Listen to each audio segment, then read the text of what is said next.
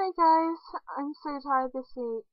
I've had so much to do. I'm so pleased my exams are over. And I went to the pub on Friday night with my friend Jess, which is lush. But I'm so tired. I had 5 essays to do last weekend. I got 3 done, and now I have to catch up this week. I'm so tired. I've got my driving test, my second driving test because I failed the first one, on Thursday. I'm really nervous about that, but I really want to pass this time because I've been learning for ages and I know I can do it, and my parents can see if I do it. So I hope I can. Yeah, today was my day where I only have one lesson at school. It gets so boring, and so I went and had a haircut.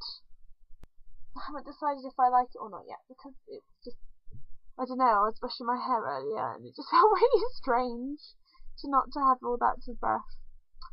And yeah, I've just ordered some green dye to go at the bottom because I saw someone who had it all dip dyed almost. I thought that would look quite nice. So I'm gonna have a go at that. There was a thing going around Tumblr that I'm kind of nervous about called ACTA, and apparently it's like a worldwide version of SOPA, but it's more to do with censorship and just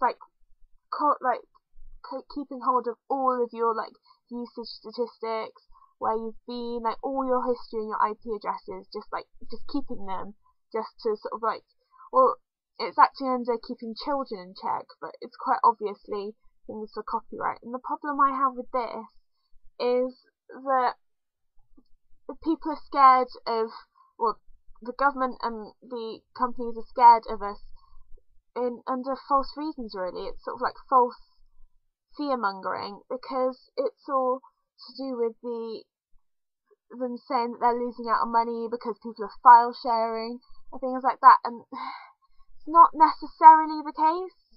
I think that if people really want to go into this, half of the problem is that people are just terrified of going into this new way of marketing different companies, and really we just have to embrace it, because everyone was really dubious when people started shopping online because they thought it was going to have a really horrible hit on all high street shops, and that's not necessarily the case, because sometimes it's just nice to go somewhere and get something, because I know that I always have more fun when I actually go out shopping than I do buying something online.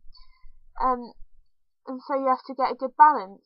This is the thing that people are most worried about, is just reputable sites. You can see it because the year 7s at my school, they did a project about the internet at the beginning of the year, and they made posters about it, and so many posters say all downloads are bad, never download anything. It's that's not necessarily the case, is it?